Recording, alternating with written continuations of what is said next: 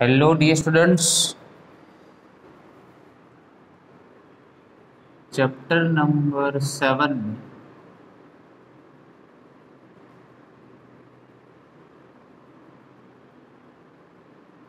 illustrations.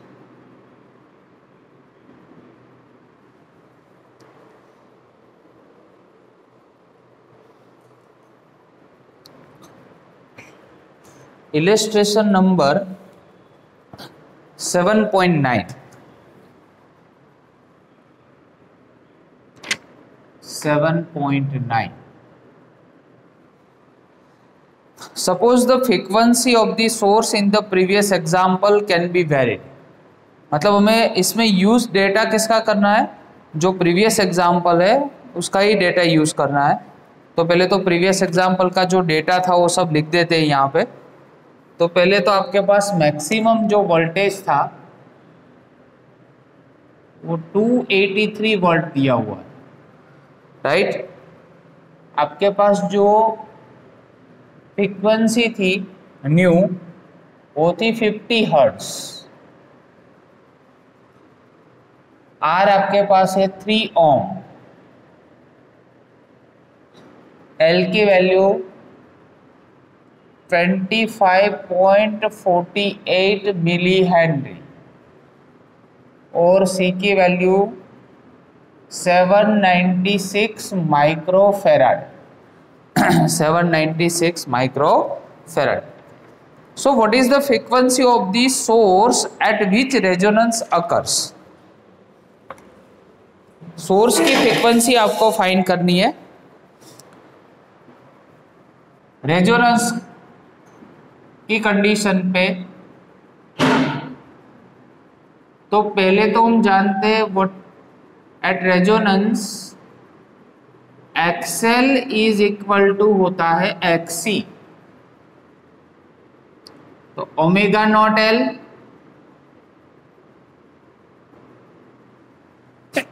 1 divide by होता है omega not c. Omega not square is equal to 1 divide by l c. So that omega 1 upon क्या होगा, under root of l C.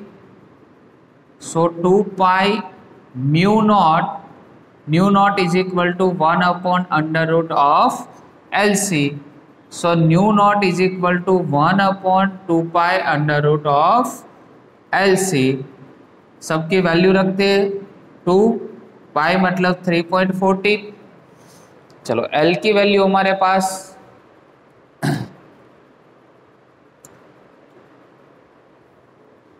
L की value है 25 under root of 25.48 मिली है मतलब 10⁻³ और capacitance है 796 इंटू 10⁻⁶। अभी nu not is equal to होगा 1 डिवाइड बाय 2 इंटू 3.14 तो 6.28 इंटू 25.48 इंटू 796 इंटू 790 25.48 इंटू 796 उसका अंडर रूट कर देंगे। तो अंडर रूट हो गया अपने पास 1।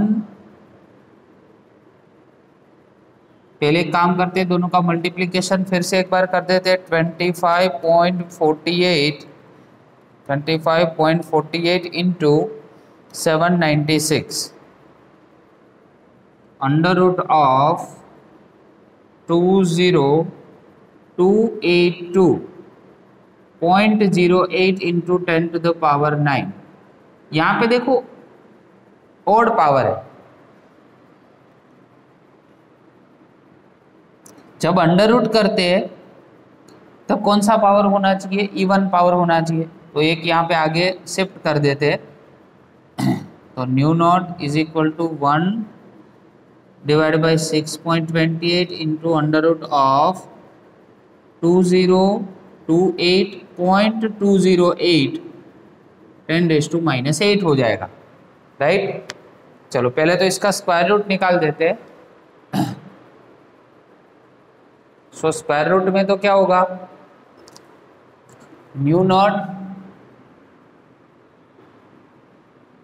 इज इक्वल टू 2028.208 का square root 45.035 1 divide by 6.28 into 45.0356 into 10⁻⁻4 10⁻⁻4। अभी डिवाइड करते हैं तो 1 divide by 6.28 divide by 45.0356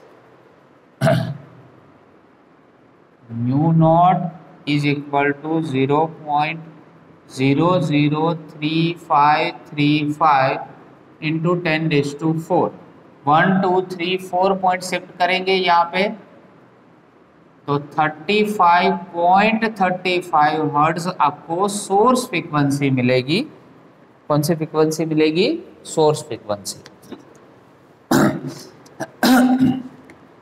second क्या फाइंड करना है, calculate the impedance, the current and the power dissipation at the resonant condition. तो रेजोनेंस कंडीशन पे हम जानते हैं मॉड्यूलस ऑफ जेड इम्पीडेंस किसके इक्वल होता है, उसके रेजिस्टेंस से इक्वल होता है। तो रेजिस्टेंस की वैल्यू तो 3 है तो इम्पीडेंस का मैग्नीट्यूड भी कितना होगा, 3 होगा। चलो उसके बाद बोला है पावर डिसिपेटेड। चलो पावर आपको कितना मिलेगा और साथ में आपको करंट फाइंड करने को भी बोलेंगे, ठीक है। तो पावर की वैल्यू पहले फाइंड कर देते हैं। तो P इज इक्वल टू क्या होगा, I²R। P is equal to I²R। I² बटे कौन सी वैल्यू होगी, RMS वैल्यू। अभी RMS है तो क्या होगा, VRMS divide by modulus of Z का होल स्क्वायर इंटू R होगा। चलो VRMS मतलब होगा Vm डिवाइड बाई √2। हमारे पास Vm की वैल्यू है, VRMS नहीं है, ऊपर स्क्वायर है तो यहाँ पे भी तो स्क्वायर करना पड़ेगा साथ में, और नीचे R डिवाइड बाई क्या होगा, Z²। चलो Vm की वैल्यू है 283 डिवाइड बाई 1.41 का होल स्क्वायर। R की वैल्यू 3 है और 3 का यहाँ पे क्या होगा, स्क्वायर। पूरा कैलकुलेशन करते हैं कैल्सी में।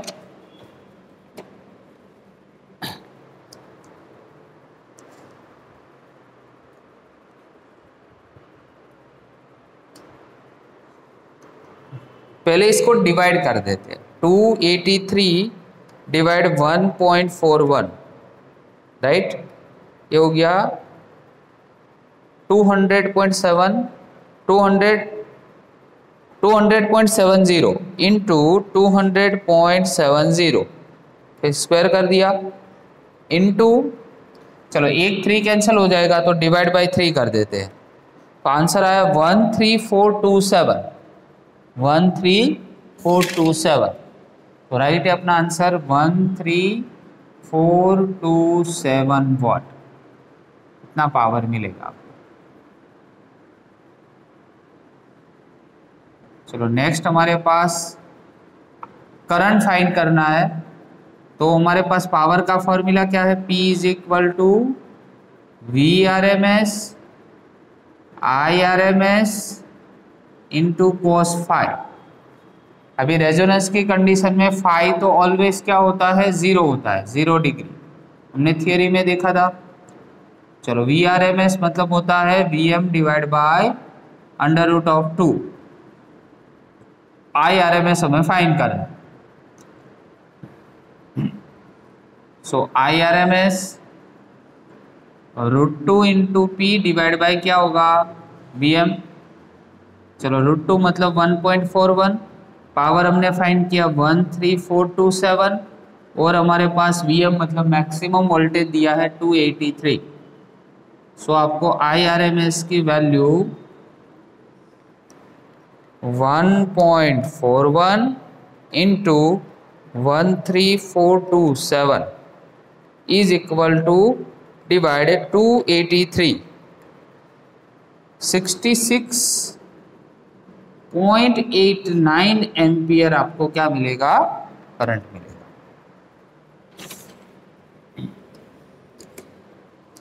उसके बाद इलस्ट्रेशन नंबर 7.10, इलस्ट्रेशन नंबर 7.10 7.10 बहुत ही प्रैक्टिकल एग्जाम्पल है, जो प्रैक्टिकली भी आपने कहीं पे देखा होगा। क्वेश्चन कुछ इस प्रकार से है। At an airport a person is made to walk through the doorway of a metal detector. For the security reasons, if she and he is carrying anything made of metal, the metal detector emits a sound. On what principle does this detector work? पूरा diagram draw करके ही समझाते आपको।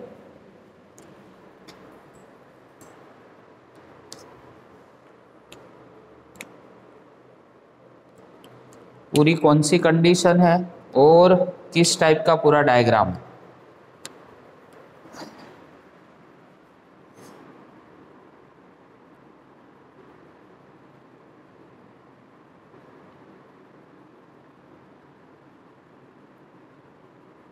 एक metal detector क्या draw किया हमने, यहाँ पे एक मेटल डिटेक्टर ड्रॉ किया है। अभी कोई पर्सन इस मेटल डिटेक्टर में से जब पास होता है, कोई मेटल लेके अगर पास होता है तो इसमें से साउंड जनरेट होती है। एक्चुअल में एक ऐसी एप्लीकेशन है जो सिक्योरिटी पर्पस से एयरपोर्ट या तो हमारे जो धर्म स्थान होते वहाँ पे ये लगाई जाती है। ऐसी एक सिक्योरिटी सिस्टम है। कोई पर्सन अगर उसमें से पास होता है डोर में से और उसके पास कोई ऐसी नॉन एक्सेप्टेबल कोई थिंग्स है जो अंदर लेना वो चाहता है तो ये डिटेक्ट कर लेता है। तो ये सिक्योरिटी पर्पस अप्लायंसेस है, एप्लीकेशन है। तो जब भी इसमें से पास होता है तब एक्चुअल में याद रखो ये जो मेटल डिटेक्टर है उसके अंदर ऐसी एक कोइल होती है। उसका जो ये जो पार्ट होता है उसमें यहाँ पे एक कोइल लगी हुई है, राइट। अभी कोइल के साथ एक कैपेसिटर लगा हुआ होता है, मतलब ये सी हो गया, ये कोइल के साथ कनेक्ट हो गया, ए एल हो गया। तो इसमें से कौन से ऑसिलेशन जनरेट होंगे, एलसी ऑसिलेशन जनरेट होते हैं। तो पहले तो कौन से प्रिंसिपल पे वर्क करेगा, it works on LC oscillations. और एलसी ऑसिलेशन मोस्टली किस पे वर्क करता है, रेजोनेंस पे। तो रेजोनेंस पे वर्क करेगा। अभी कैसे वर्क करेगा, तो जब भी पर्सन इसमें से पास होगा, ठीक है, जब भी इसमें से पर्सन पास होगा तो उसमें से एलसी ऑसिलेशंस जनरेट होंगे। और हम जानते हैं एलसी ऑसिलेशन जब भी जनरेट होते हैं, सो पहले लिखते हैं यहाँ पे व्हेन ही और सी is passing with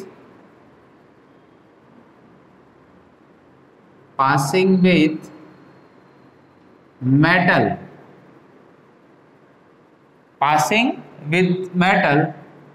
then LC oscillations are generated।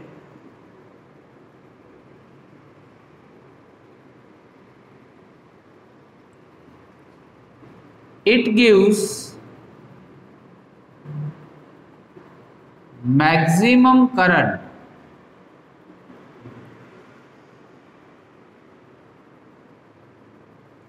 It gives maximum current. तो देखो यहां से जो सर्किट है उसका कनेक्शन कहाँ पे होगा, तो बाहर की साइड यहाँ पे एक अलार्म कनेक्ट किया होगा। तो सर्किट में जैसे ही एलसी ऑसिलेशन प्रोड्यूस होते हैं तो उसमें से मैक्सिमम करंट जनरेट होता है।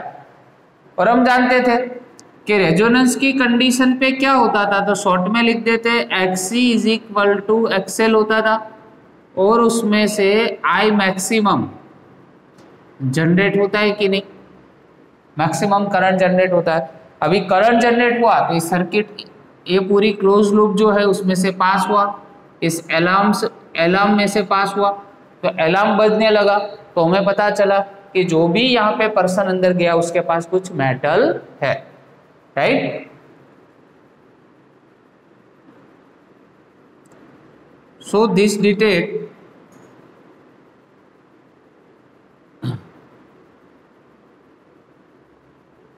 metal with this person। तो समझ में आया, पूरा इस तरह का स्ट्रक्चर होता है जो सिक्योरिटी पर्पस के हिसाब से हमें यूज करते हैं, तो इसको बोलते हैं metal detector concept.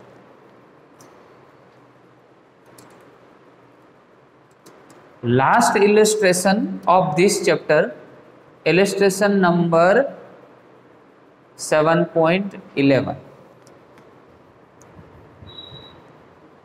illustration number 7.11।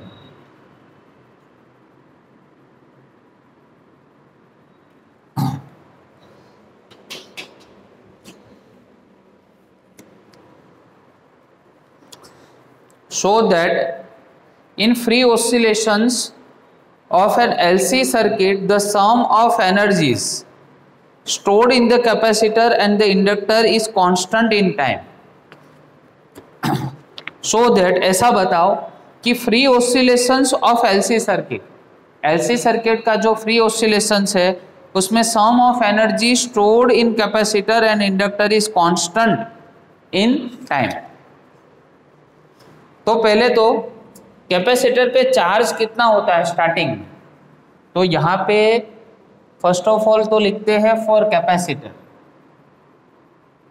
For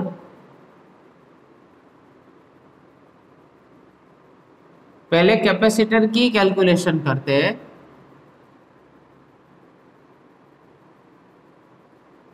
eight t is equal to 0 the charge on capacitor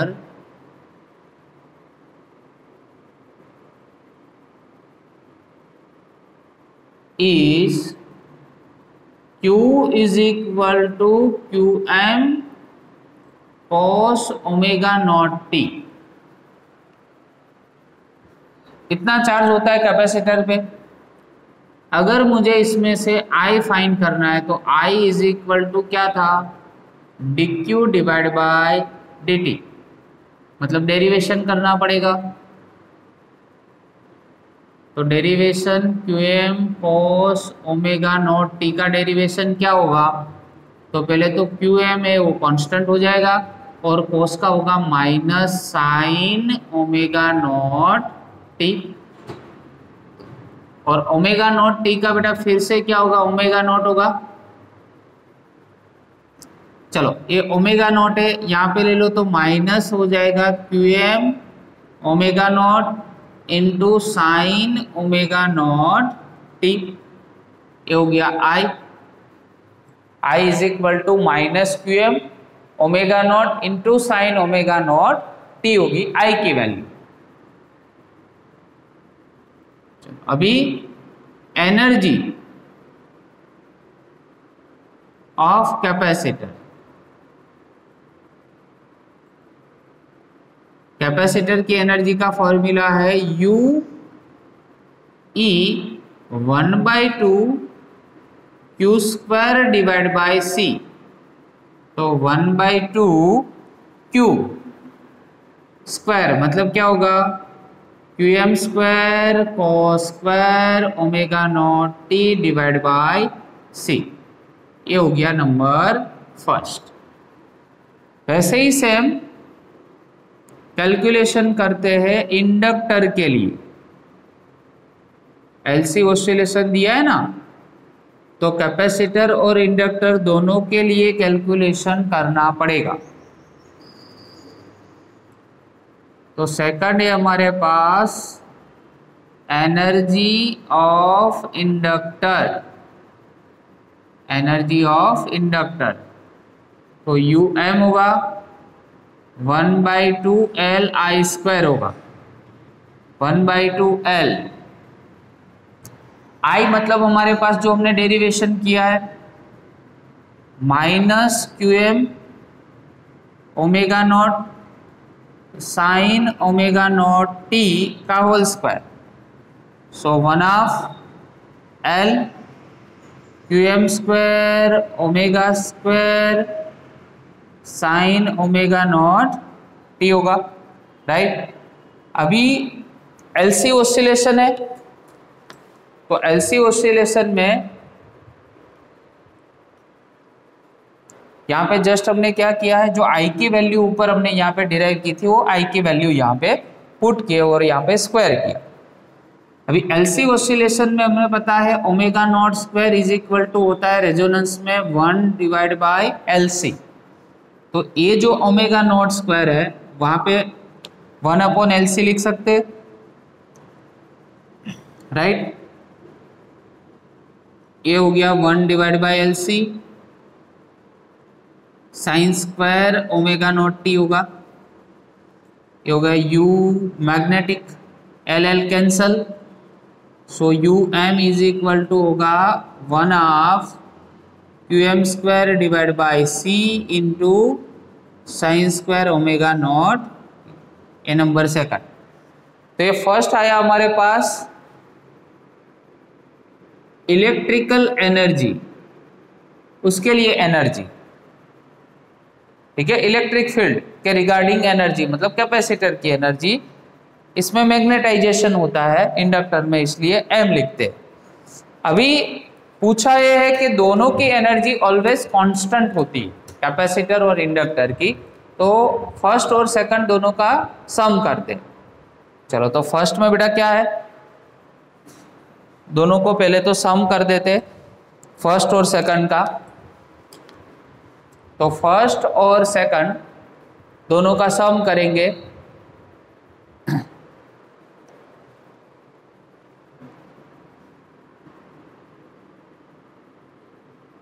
adding first and second. चलो दोनों को ऐड कर देते हैं। Total energy is equal to ये electric energy plus magnetizing energy, दोनों में से क्या कॉमन निकल जाएगा, तो ये पार्ट जो मैं हाईलाइट कर रहा हूँ दोनों में इतना तो कॉमन निकल जाएगा, मतलब 1/2 q M square divide by c common. तो यहाँ पे रह जाएगा cos square omega not c plus sine square omega not c. Cos square theta plus sine square theta always 1 होता है, so u is equal to 1/2 q M square और divide by c होगा।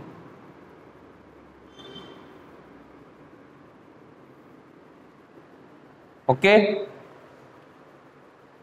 सो आज हमने चैप्टर नंबर 7 के सारे illustration यहाँ पे बेटा कंप्लीट किए। नेक्स्ट लेक्चर से हम एक्सरसाइज के सम स्टार्ट करेंगे। Okay, thank you very much.